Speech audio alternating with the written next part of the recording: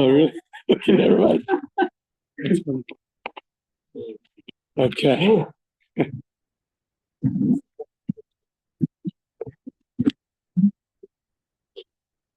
73B.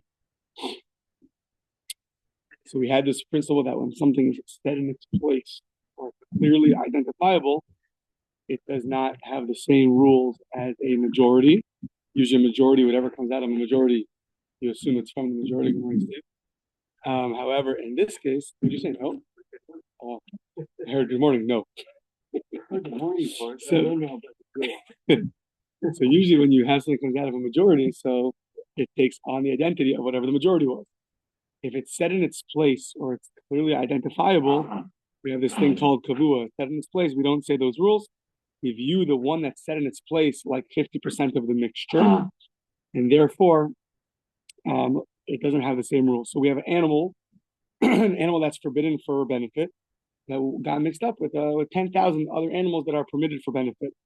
So we said because the animal is stationary, it's going to be called kavua, set in its place, and therefore taking one out of the bunch is not going to help you. The Gemara said, okay, just have them go in circles, and therefore they're not stationary. Says the Gemara, no, there was a gzeira.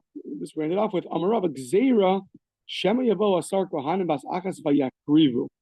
So it's an interesting case. We're worried that you're going to have 10 animals, which compromise the majority. And what's going to happen? You're going to take them. It sounds at this point, even if you take them one by one, if you take 10 animals that are the majority of the bunch, and you're going to slaughter them and have their blood in a vessel ready to offer up.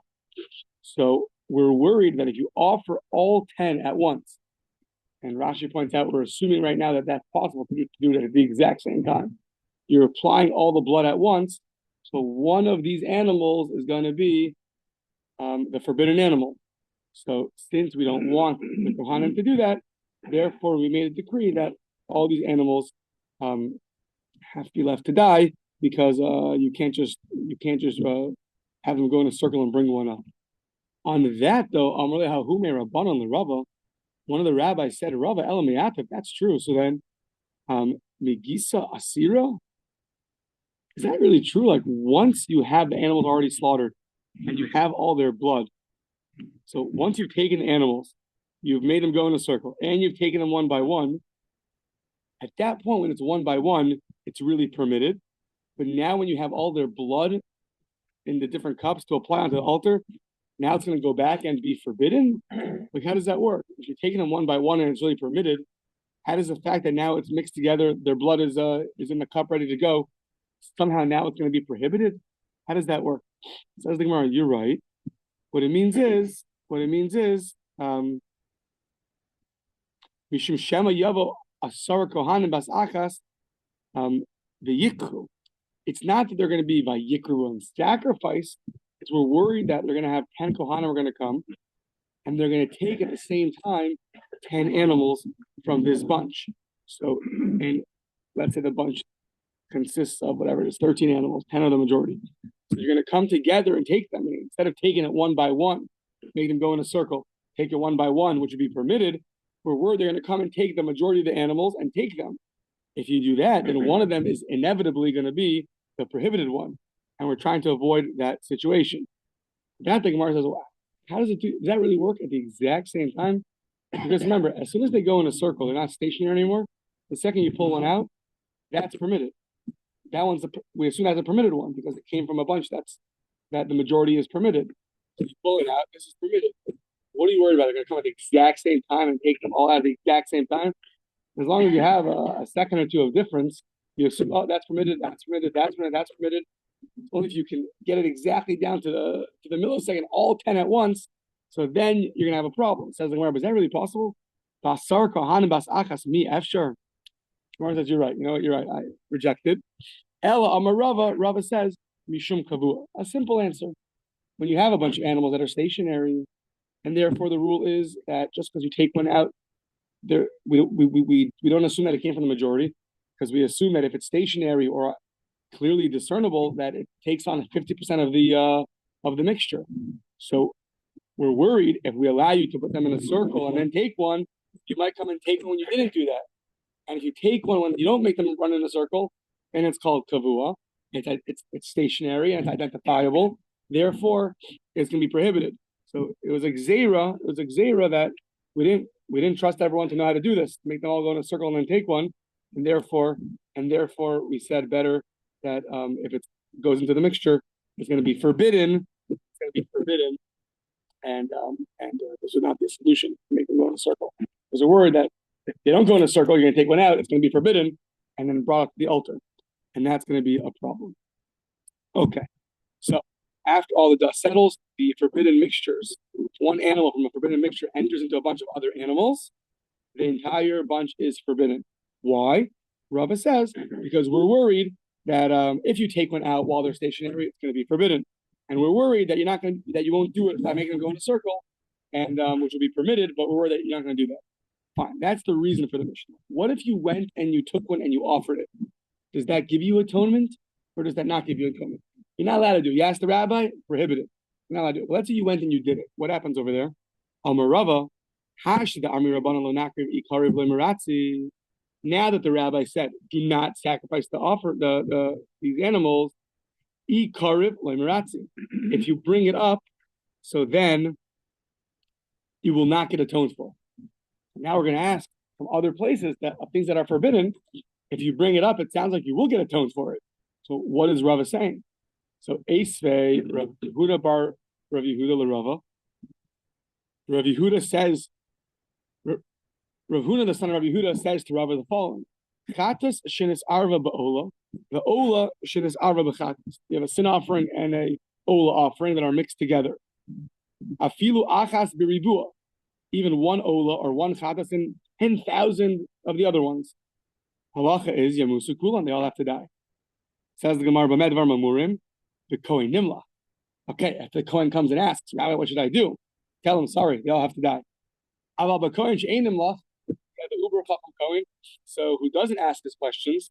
So what he doesn't consult. We're not going to consult. He doesn't consult with anybody. He just decides, I don't know what to do. What did he do? Asan lemala mechza kasher or mechza. So asan lemala, you took all the chatas and all the ola offerings, and you offered them above, where really the ola is supposed to be offered, not the chatas. What's the rule? Mechza kasher or mechza basal. The ones that are ola are going to be good, and the ones that are chatas are not going to be good. If you offer them all below the red line, right? Lemata and the location by the altar. Lemata mechza kasher or mechza basal. If you offer them all below the red line, so then once again, the ones that are chatas are going to be kosher. The ones that are ola are going to be invalid. Mechza kasher, mechza basal. Fine. Yeah, exactly. Achas lamata, the achas lamala.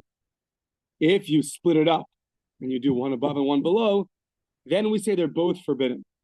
Shneim psulos, shani omer, chatas krevel lamala, ola krevel lamata. You assume that the chatas was brought in incorrectly and the ola was brought incorrectly. But what do you see? What do you see from here? If a chatas and an ola get mixed together, they all should die. That's if you ask the rabbi what to do, they all have to graze until they die. Sorry. Okay, but you didn't ask. You just brought them all up where a chatas is brought. Or you brought them all up where ola is supposed to be brought. And yet it says half are good and half are not good. But you see that half are good, even though you're not supposed to bring it.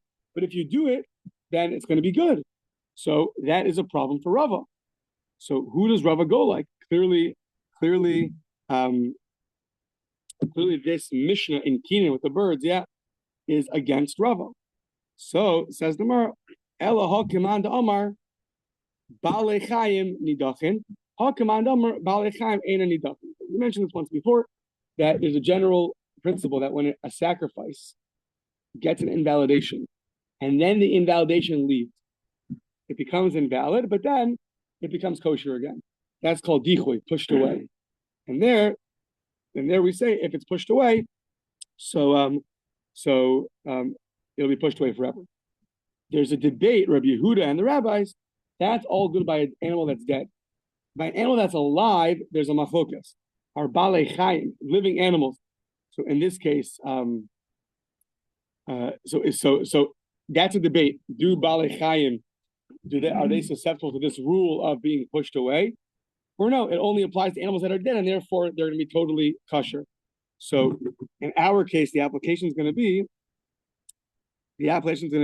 is that according to Rava in our Mishnah, who says the animal does not atone, that's because once the animal was in the mixture, it was now pushed away. It was pushed away. You can't bring it up. Therefore, it's forever pushed away. That's why Rava says if you go and bring it, it's not going to be good. The Mishnah in Kenan that says that when it's in the mixture of the other animals, you cannot bring it, assumes that by balei chayim, by living animals, the principle of rejection pushed away does not apply, and therefore, if you bring it, it's still going to be good. So it's not that the Mishnah is against Rava; it's that they're each siding like a different one of the Tanaim. So Rava goes balei chayim are nidachin, are rejected and pushed away. That rule does apply to living animals, and the Mishnah in Kenan says it does not, and therefore they're each reflective of their respective opinions. Okay. Says the Gemara, but it sounds like hare shchutin when you have slaughtered animals to the kulam nidachin. Next page. It sounds like you're agreeing that by slaughtered animals, everyone's going to agree that it's going to be pushed away. If it has invalidation, it's going to be pushed away.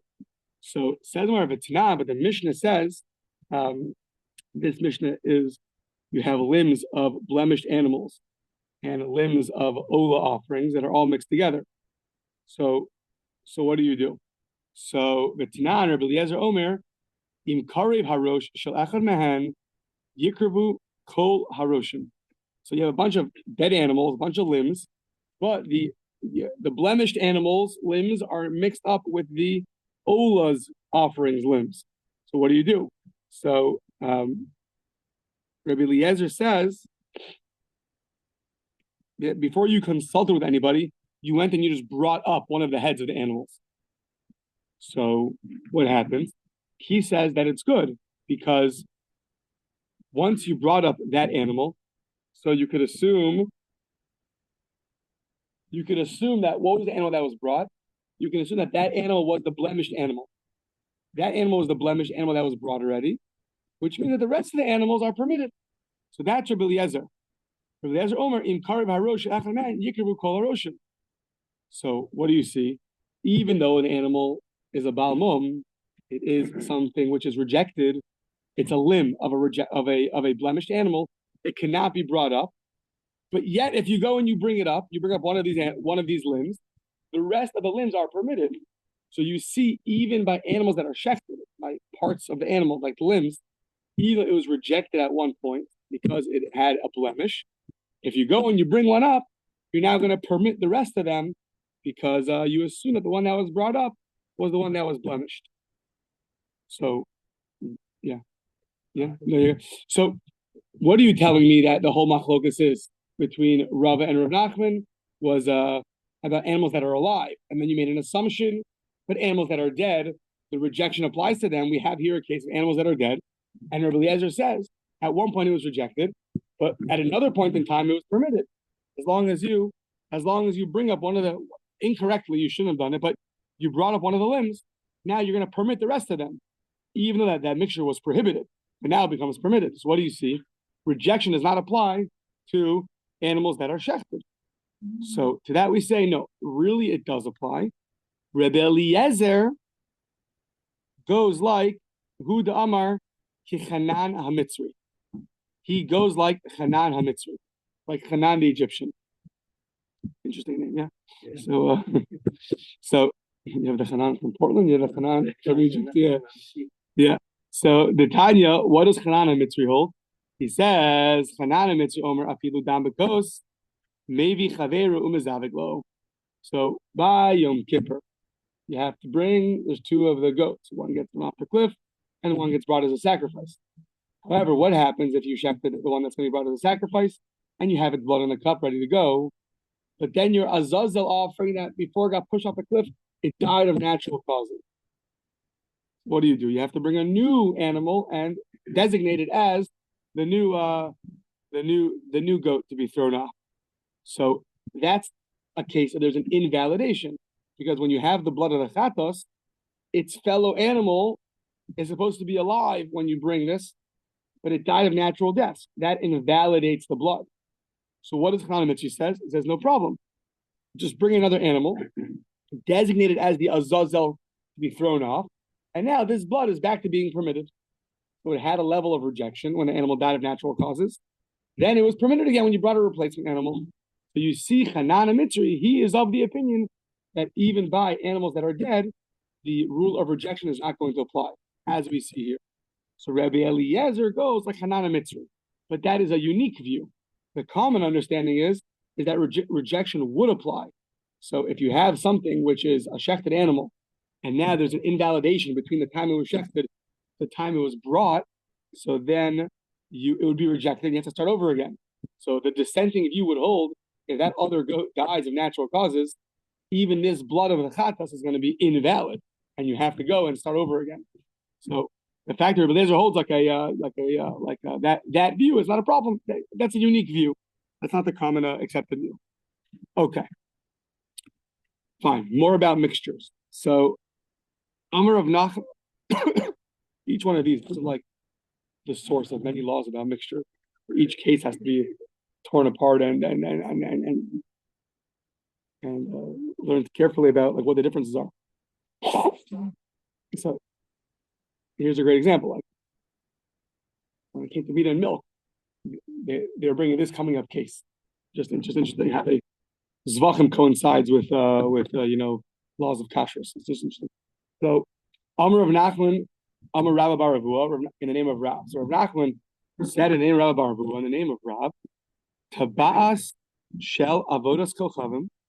Okay, so you have a ring of idol worship. Now, that's not allowed. You got to get out of your house. You got to throw it out. You got to burn it. You got to get rid of it. And now got mixed. Shenis arba b'meya tabot. It got mixed in 100 rings. Now, we don't need 100 for it to be nullified biblically. You just need more than 2.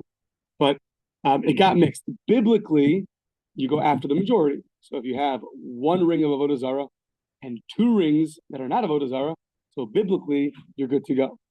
But rabbinically, they prohibited keeping avodah zarah in your possession, and they said it is not going to be nullified. We have a similar thing by yayin nesach, by the idolatrous wine. Same thing. Biblically, it should be nullified, but rabbinically, it's so chomer. It's such a stringent thing to have idol worship in your house that we want to get rid of it. We want to get rid of it as much as we can. So it will not be nullified. It doesn't. It's too. The rabbi said that it will not be nullified. So what do you do? So happen to be the nafla achas man liyamagadol. You're going on a boat trip with your bag of on the Mediterranean with your bag of rings, and it's 100 rings.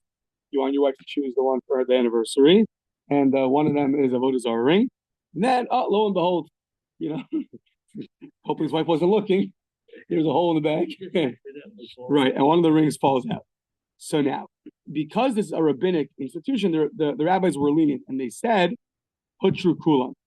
If one of the rings fall out, Hutru Kulan, we're going to allow that the entire mixture is going to be permitted, and assume the Amrinan, Dinafal, Hainu the Isura. The ring that fell, you can assume that it was the one of avodah zarah. Remember, because biblically it's supposed to be nullified anyway, and you could use all the rings. Rabbinically, they said no, avodah zarah rings don't get nullified. Now that it falls out, you can assume that it was the one. It was the one that was avodah zarah. Or just right for more in depth. It only says it fell out on its own. Sounds like you can't take it out and throw it. That's 1 and 2. It sounds like it has to go to the Mediterranean. If it left the group from here to here, what would happen in that case? Is that the same thing? Is the point that it just leaves the group? That's the point? Or no, it has to go to the Yama, to the Mediterranean, meaning it has to go to a place where you'll never see it again. Where is their leniency? So that's two things, two food for thought. One is, if you go and you put it, does that change the rules? It sounds like it has to fall on its own. And the second of all, like, why'd you choose the Mediterranean of all things? Were you just choosing an example or no? If you're choosing Dead Sea, that's actually coming up. Yeah, it's okay. I don't know. I'm assuming if it's Mediterranean or Dead Sea, it's not going to make a difference. That's a good question. But I'm asking if it's Mediterranean or your living room, is that going to make a difference? If it fell in your car, there's one in the car, there's a bag, and another one fell to the back seat. I thought it depends if your car looks like the Dead Sea or the Mediterranean. It's so dirty. Yeah. So, so certain cars, if you lose them, you'll never find it again. So until Erev Pesach. So find all the diamonds. So yeah. So okay. So that was the opinion of Rav Nachman in the name of Rav. Good. Now, obviously, not going to be so good. Eisvei Rava the Rav Nachman. Rava has an attack on Rav Nachman. He said, "Look at our Mishnah. Afilu achas biribuya yamusu kulan." If one animal that's prohibited from benefit gets mixed with the other animals, you have to kill them all. Says the Gemara, why? Amai nema demis isuramis. Sounds like once the first animal dies, assume that that's the animal that was prohibited, and the other 9,999 should be good to go. And yet we don't say that. So what's the difference between the rings and the animals? How come in that case you say, oh yeah, that was the forbidden one that fell into the ocean, and by the animals you don't say, oh, that was the forbidden one that died, but they all have to die. So Amarle Rav, the Amar to Rabbi Eliezer. So we hold like Rabbi Eliezer. Which one holds like Rabbi Eliezer? Not our Mishnah. What? Rav Nachman. Let's see. What? Rav Nachman said to Rabba. The Rav stated, according to Rav. Yeah, oh, meaning Rav. Meaning Rav Nachman said, I said in the name of Rav, the Mishnah is not an attack on me. Rather, Rav, who I'm quoting, goes like the Mishnah, goes like Rabbi Eliezer that we just had in the 8 lines up. Omer im kariv harosh shel echad mehen yikrivu kol harosh and kulan. We go like Rabbi Eliezer, who argues on our Mishnah. According to Rabbi Eliezer, he holds that the principle of rejection does not apply. We hold that it does apply. So that so you can't ask me a question from Rav on our Mishnah, because Rav will go like Rabbi Eliezer, who argues on our Mishnah. Okay. Now, I v'ha'amar Rabbi Elazar lo hitir Rabbi Eliezer ella shnayim aval echad lo. That which Rabbi Eliezer allows the rings to be permitted, we're going to see in 3 daf from now. That's only if 2 of them fell. Sorry. Rabbi Eliezer by the sacrifices, he only allows you to bring up the sacrifices if 2 of them are brought together. Remember, you have a mixture of a bunch of animals that have a blemish and a bunch of limbs that are valid. They're all mixed together. Rabbi Elazar is going to explain more that Rabbi Eliezer, who says if you bring them up, the rest of the animals are permitted, was only in a specific case. It was when you brought 2 limbs together. Interesting logic that 2 limbs together, so for sure one of them is permitted. There's only one blemished limb in the whole bunch. So you bring 2 together. So the interesting logic is that one of them is for sure permitted. So you assume that the other one's permitted too. But if you bring only one of them, so then you assume that that's the prohibited one. Once you bring 2, that's going to change the rule. That's the way Rashi explains it. So it's like it's interesting. It's interesting. I don't know if I fully grasp it, but it's because when you have 2, and if one of them is permitted, you can assume that the other one was permitted too. But if only one of them was brought up, so then you have to assume that was the prohibited one. So how can you say that you hold like Rabbi Eliezer? Rabbi Eliezer says you need 2 offerings to be brought together. That's interesting. I think some explain it like that. Yeah, what do you mean? So if you got 1, right? You got a was it or was it not? Right. Good. Okay. Yeah. Yes, so if the first one was not, is the second one?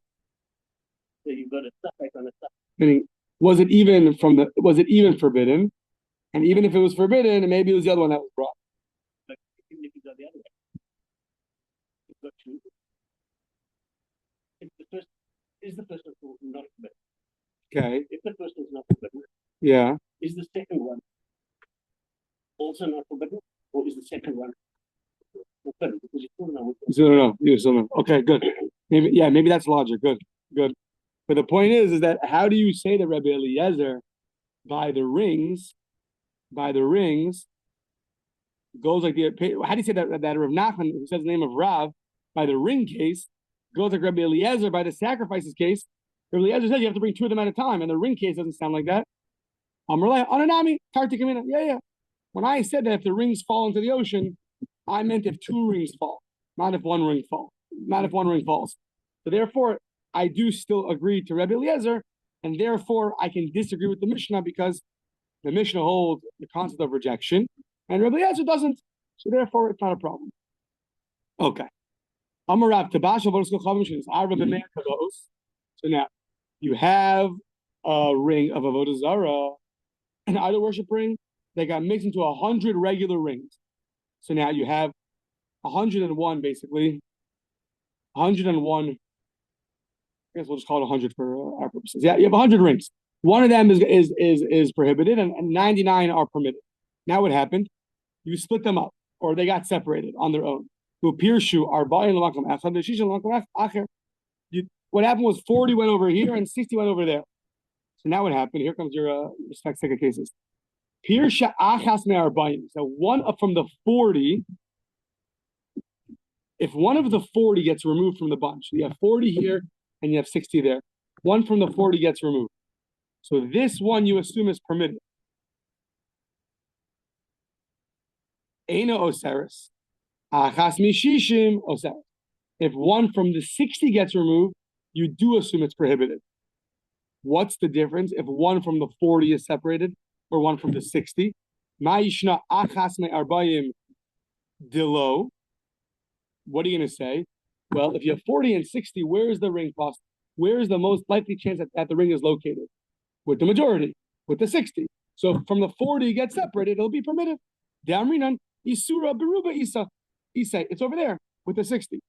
Achas mishishim. Achas mishishim nami amrinan. Okay, so now, so says more. 1 second. Say the same thing. If one from the 60 gets removed, so where's the prohibited ring? With the other 99. What are you looking at me for?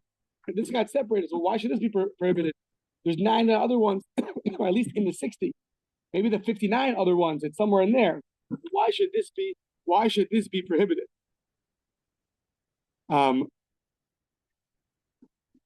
So Nami Arena Isura Beruba Isai. That the prohibited one is with the row, not with it's not this one, it's with the majority. So Ella, okay, a case like this. In Pirshu Arbayim, Kulan Lemakom Echad. If 40 of the 100 rings get separated, so then Ain Osros. All of these 40 are not prohibited. Shishin Lemakom Echad Osros. 60 are prohibited. So now you want to know that the idol worship ring prohibits a bunch, it prohibits a mixture. So if they get split up 60 and 40, the 60 are going to be prohibited, the 40 are not. Now, when this was said to Shmuel, Ki Amritzika made to Shmuel, so now, Amar Lei, Hanach La'avodas Kochavim. Okay, that's very good by idol worship. Why? Because Shesveika, the Sveika Asura At Sofa Olam. When it comes to idol worship, a doubt or a double doubt, which is usually permitted, a Sveika, is going to be prohibited until and forever. Meaning, we're always going to assume that that a ring, even if it's a double doubt, is still going to prohibit the mixture.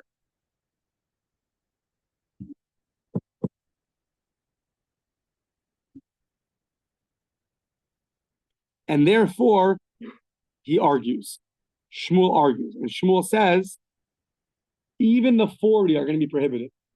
Meaning, he was told if you have 100 rings, and one of them is prohibited, is idol worship ring, and now the mixture gets split 60-40. So the opinion said, okay, it's 60 is prohibited, 40 is permitted. Shmuel says, no. Idol worship is something which is so strict that even in a case of a double doubt, like our case really a case of right, maybe the ring is right, maybe the ring is in the 60, maybe the ring is in the 40, and each one of them, who says that that's the prohibited ring? So Shmuel says that therefore even the 40 are going to be prohibited because of the stringency of idol worship. But even in the case of a double doubt, it's going to be prohibited. That is what Shmuel said. Meisvei, we have a problem. Safek avodos kochavim asura v'sfek sheker muteres. Explicit brisa that says that a doubtful case of idol worship. Let's say you have one ring at home, and you're not sure, was this the ring that my friends serve idols with or not? That's a suffix, that's prohibited. If you have a sveka, if you knew it was in one bunch, and then part of that bunch fell into another bunch, that's always a classic case. You have a bunch, you have a mixture of rings. One of them is for sure prohibited. Part of the mixture gets mixed into another bunch. Right? So now that's going to be a double doubt. So that the Brisa says is permitted. So Ketzad, what's the case?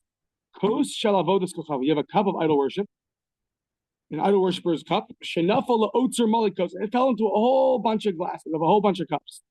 Kulan asuros. They're all prohibited. Okay. Piresh echad mehen l'ribuya. One of these from this mixture of cups went into 10,000 cups. Umi ribuya l'ribuya.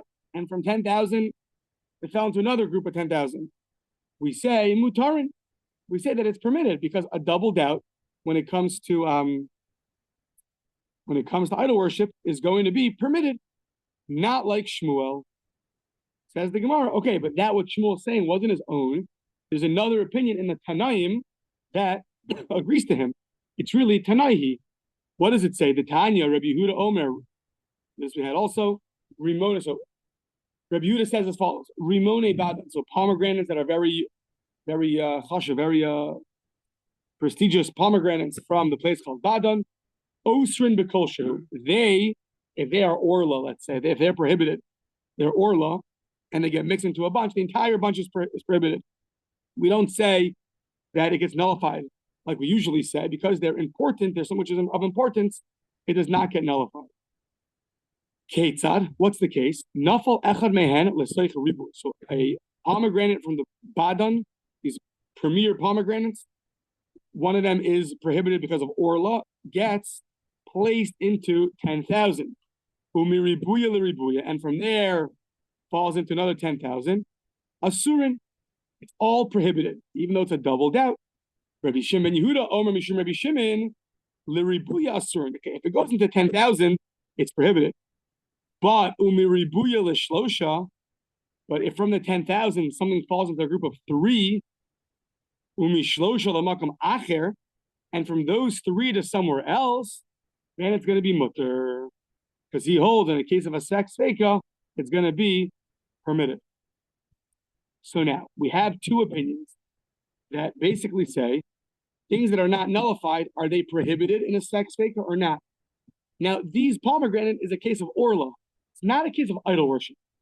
Shmuel said that by idol worship, it's not going to be permitted, even in the case of a double doubt.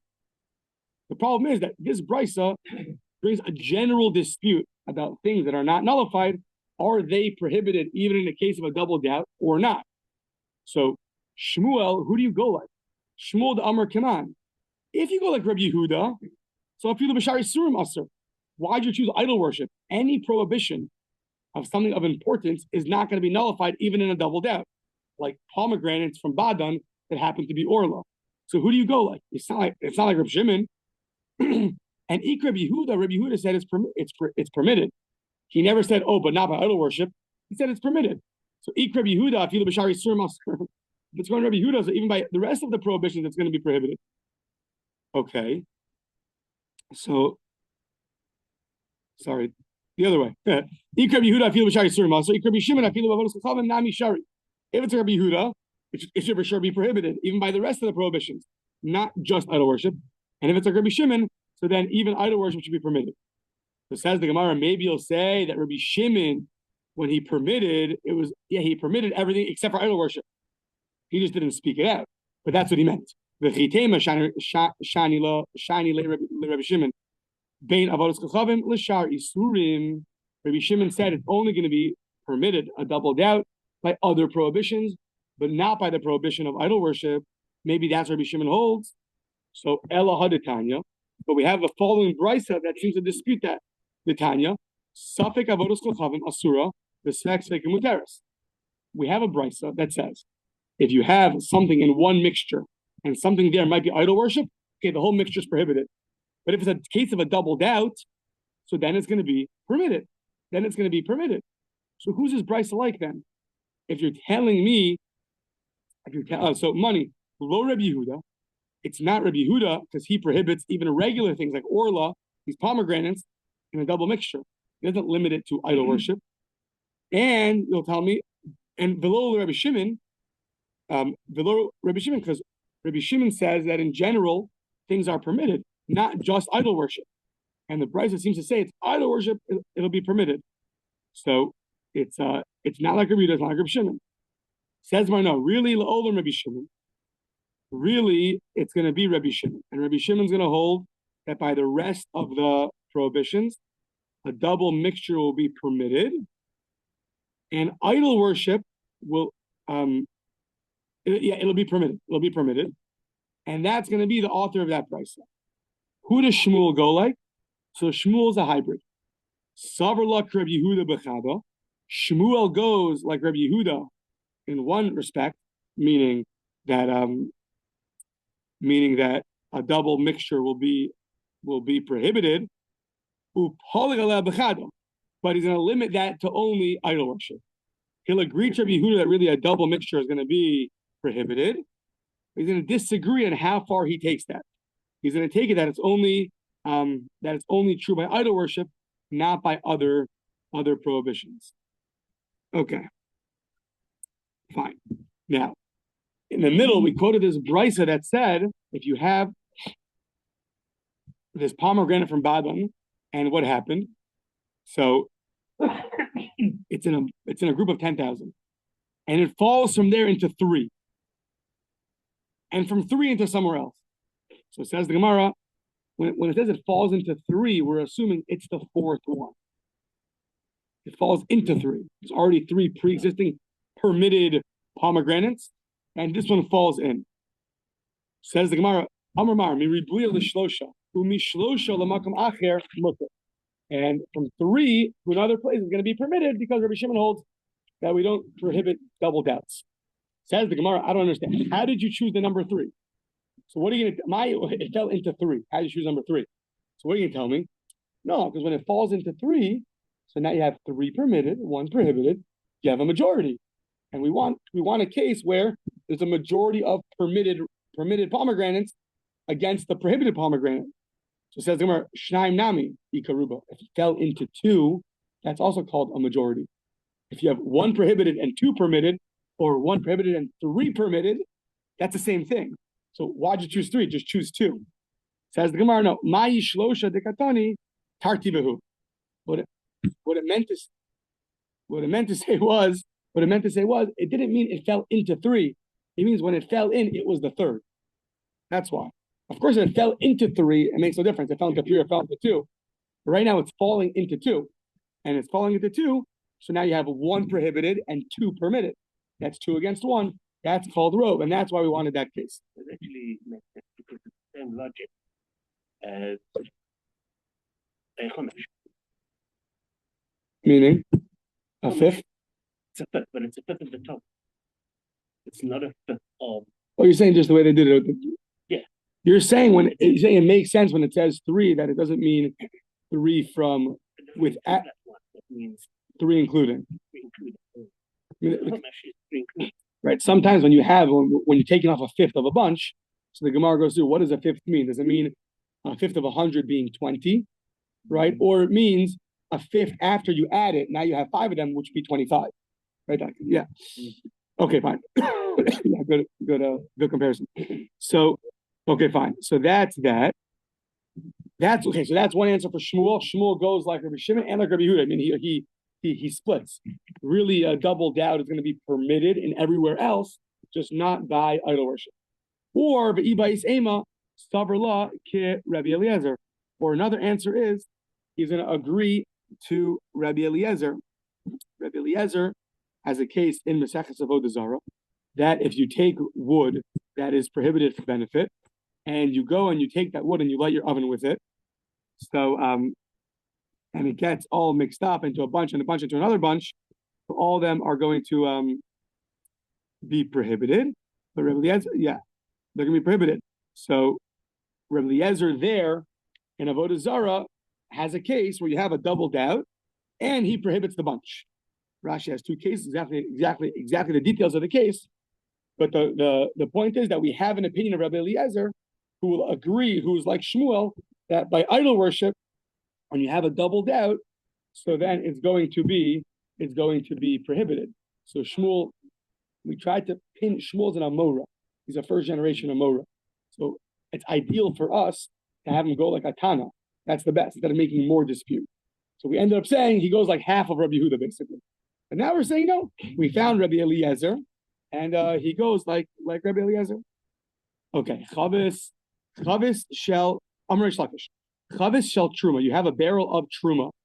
Shenis Arva b'meya chaviyos. You have a barrel of Truma, and it's mixed in with 100 other barrels. Now, Truma is nullified if it's 1 in 100. It gets nullified. I mean, 100. There's 101, and it's 100 corresponding to it. It gets nullified. So now, a Chavis shel Truma shenis Arva b'meya chaviyos. You have now a barrel of Truma. You filled it up to the top. You're going to give it to the Kohen up, and then it got mixed up in your cellar of barrels. Okay. The nafla achas and liyam melach. One of these barrels fell into the. Here you go. Here's your Dead Sea. Why did you choose Dead Sea? Why did you choose Mediterranean Sea? Funny, some changed it to Yam Gadol to the Mediterranean. Probably because I don't know. That's the case that's chosen as, that's the case chosen. But yeah, our version at least says, the Dead Sea. You have to know exactly why it changes from Yam Gadol to Yam Melech. Either way, one fell in. So according to Reish Lakish, what are you going to say? Hutru Kulan, just like the rings, they're all going to be permitted. The Amrinan Hach Dinafal, the Isura Nafal. That fell in was the prohibited one that fell in. So was the one that fell into the Yamamelach or the Yamagadol is going to be the prohibited one, just like the rings. Says the Gemara, I need Reish Lakish and I need Rav Nachman. I need the case of the rings and the case of Truma, because each one teaches me a novelty, and it's as follows. So Itzrich.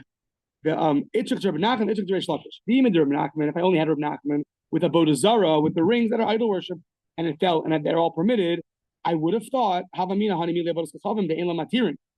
Avodah Zarah, there's no way to permit it ever. Aval Truma, the Yeshla Matirin. Truma, you could sell. So maybe we would say that since Truma has a way out, we're not going to be so lenient and permit the rest of the mixture. We're not going to say, the one that fell out is the prohibited one. No, that's what you would have thought. If you only had a Reish Lakish by the Truma of Ini, the Lakish Havamina Chavit the Minkar Nefilasa, a barrel falls out, it's very clear that it fell out. So, right, if the whole barrel goes into the ocean, you're going to notice that. We'll say, okay, since it's so noticeable, you can assume that's the one that fell out. Aval Tabas, a ring which is so small and very easily to not be noticed, the low Minkar Nefilasa, you would have thought that we're going to be worried that if we allow the rinking, which is so small, people are going to start permitting things even when the ring didn't fall out. You could have thought that. That we say, tzrichi, you need both Reish Lakish and Reb Nachman to teach you that both in the case of idol worship and the case of Truma, if you have a mixture and one of the things falls into the ocean, so then you say that it must be the prohibited one that fell out, and the rest are permitted.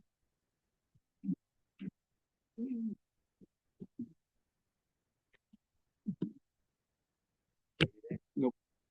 No one's